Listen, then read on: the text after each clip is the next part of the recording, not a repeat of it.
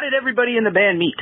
So Ryan and I used to play in more of a Coheed and Cambria type pop punk band called Eastern Legacy. So he played drums in that band. I played keys in that band. I went to grad school. That band reformed into a different band, and then when that band broke up, they started SkyTigers with it was Ryan and the singer from Eastern Legacy. And they asked me if I wanted to play bass, so I joined up with them. And then after a year, the singer Jesse, he moved to California because. Nice. Should I include that? But yeah. So he moved to California, and then we just kept doing SkyTigers and me behind vocals, and then we changed from a pop punk band to a hardcore band. And then cool. John Cogswell, I've known. He went to Tewksbury High. I went to Billerica High. I barely had any friends at Billerica High. All my friends went to Tewksbury High, so I've just known him from that circle of friends. And Rochelle's funny. Rochelle and I we used to work at Hot Topic together back in the Fez Lane Mall back in 2006, 2000 to 2009, maybe 2008, I think it was, yeah. Because that was the job that I could work and also go on tour and then go back and still have a job. And she was the same way. She was playing in some bands and stuff too. But she's originally from Pennsylvania, and she moved back there for a little while. About 2015 or 2016, John Cogswell moved out to Colorado for a bit. She had posted some videos on Instagram of her just riffing on the guitar. And I sent her a message because she had moved back to Pennsylvania. I sent her a message and I was like, hey, if you're ever back in Mass and you want to be in a band, we're looking for a guitarist, but we usually go with one guitar, so we'd love to add a second at some point. She's like, actually, I just moved back to Mass and I would love to join it. She started playing with us right around then, and Ryan's brother plays with us because sometimes John will have to, life will be too busy and he has to take some time off. And Ryan's brother Jay used to play in the Doppler Effect. Yeah, that's a great band. Yeah, so he'll play with us every now and again when John has to step back. When I was in college, we tried to steal the cow from Chick-fil-A, the tall cow that they had there. Yeah. And we got into the foyer, but we couldn't get it through, and the security came over and said, what are you doing? We said, oh, is this not something we can have? And they're like, no. We just kind of left. That's a true story there. What's a SkyTigers? It's not scat. I originally thought it was Scat Pigeons. I was told it's Scat Pigeons, but that's not true. It's not Scat Pigeons. It's SkyTigers. No, unfortunately not. If we could change the name at this point, we would totally do it. You do Scat Pigeons. That's a much better name. Because then you get the jazz elements in there. Right. But what's the Sky Tiger? What is that? We were camping one year. It was one of the first times I went camping with a group of friends. We were all setting up our site, and it started thundering, and Ryan just looked up. He's like, oh, it must be those SkyTigers. And then that was just something I was like, that sounds like the name of a bad name for a band. And then when him and Jesse started the band, he's like, hey, we're actually going to start SkyTigers. Do you want to be in this? And I was like, yeah, hell yeah. And then it just steamrolled into an actual thing. And I was like, well, I guess we're stuck with this now. So for us, we always wanted to be contrarian. We always said we'll go with the pace of what we want to do as musicians. And it's two guys, so really there's nothing in conflict there. There's never has to be a true consensus. It's just, hey, Morgan, do you want to go on tour this year? Yeah, I'll go on tour this year. That's all it is to us. So there's no big, overarching thing of designs. But how do you, you guys don't tour that much. How do you make these decisions as to the content of the band and the drive of the band and whether the next LP is coming out and stuff? It's basically all what we're feeling at the moment. It's definitely a democracy. Nobody has any more influence than any other person. And it's we don't tour because we all have day jobs and stuff that it's hard to take maybe a week and a half off at a time. But also we're all kind of, we all have our own, mental health issues that prevent us from being out on the road for too long too. We all have our particular brand of anxiety and that shit. Yeah.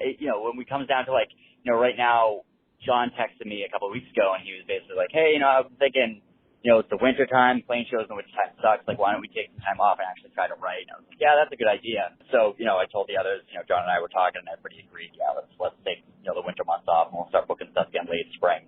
That's kind of how everything happens. What's going to be this versus the last record? The last record had kind of a tongue-in-cheek title, Eulogy, right? Yeah. And then is there going to be the same sort of, bag of tricks for this new one, or are you guys going to try to do a Madonna thing? I assume it'll have some sort of punny or some sort of title like that. I was thinking Suisex or Suisexual. I don't know if the others really like that too much, but we'll see. There you go. But yeah, we gotta write the material first. That's been the hardest part for us, is just sitting still long enough to get that part done.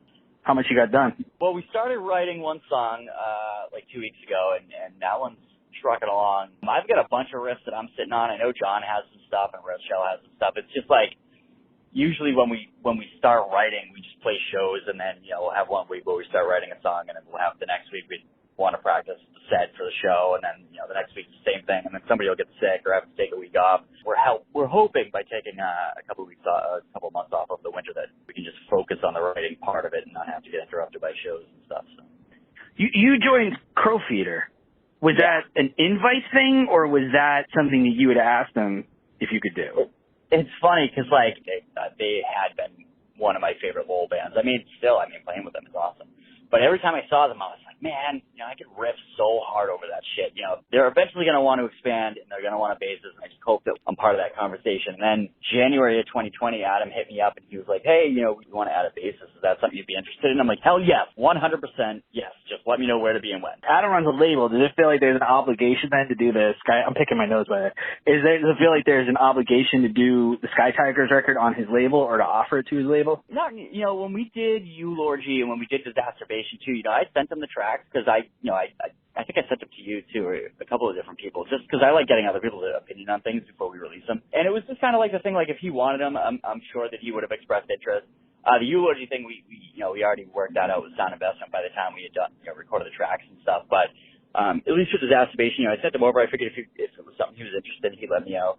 But even for this new stuff, we'll pitch it to Paul first, just because we like Sound Investment. I'm trying to help them get the wheels off the ground to get their 10 or 11 releases you need before you can really start getting distribution anywhere. And they're at 3, so I'm gonna want. Yeah, I was just thinking with it. They have a compilation, your record, and then what's the third one? Yeah, they just put out the Radio Compass record last month, I think it was. Yeah, and they're trying to get a couple more so that they can at least get distribution and stuff. So okay, those guys chill. I was hoping that we'd have stuff ready for SkyTigers to do a SkyTigers Crowfeeder split where Adam could put out the Crowfeeder side and Paul could put out the SkyTiger side. But we didn't have the material written when Crowfeeder finished up the song. It's hard, man.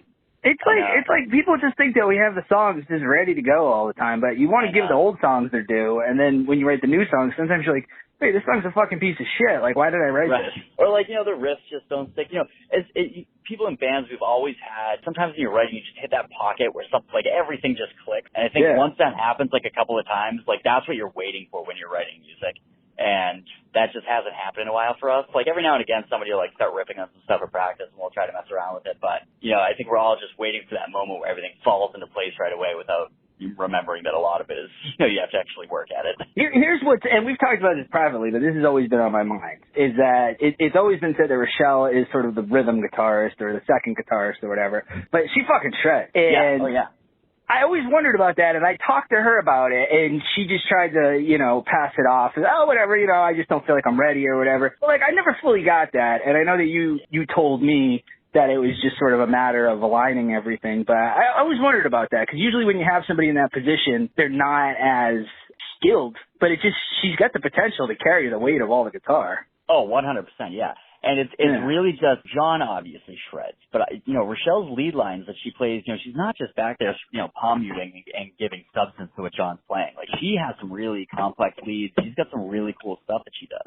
She doesn't solo like John does, but she does play a lot of lead lines. So I've always kind of considered them equal. But sometimes we'll put John or Jay at lead guitar and stuff like that and have a rhythm guitar. If I'm really thinking about it, I think they both share, she plays the more lead stuff that you would put over a repeating part, a chorus or a verse and stuff like that, but she'll give it the texture that it needs to really stand out. And then John, he'll solo and shred over the more rhythmy stuff. And Rochelle, I really do think it's just a matter of confidence for her. And she'll get there. She's playing with the Downhalls now. I know that they just recorded. She said that she was recording some solos with them too. So I'm really hoping that opens up her confidence and makes her realize you have the talent. She has the talent. She just needs. It's there. She's there. And even John, the song that we just wrote, John was when it came to the solos, he's so ideally what I want for this solo is I want it to be a call and response between both guitars. Because when he couldn't play RPM Fest, because he had a wedding, it was his best friend's wedding, and Rochelle actually learned a couple of the solos, and she showed up to practice, and she was like, all right, I'm going to try them, but I don't know how they sound, and maybe they're all right, but you guys can tell me if you don't want to play them. And we're this is a safe space. Nobody's going to get into this shit if it's not in your wheelhouse. And then she like shredded and ripped through them on the first day. No mistake. You should be doing this all the time. I was like, you just need to like unleash, you know? Well, you guys did like a couple of shows where you didn't have a lead guitarist. You know what I mean? Like I think it was an in-between moment, and I was, this isn't missing anything, you know? Right. Yeah, she can definitely hold it down. Yeah, she'll get there. I think on this new stuff, we're gonna try to give her a friendly shove in that direction. So like I said, this new song, it would be really rad to have those like, you know, Iron Maiden style dueling guitar solos. I love that shit. It's so cheesy. Yeah, it's fucking dope. Thin Lizzy. Yeah.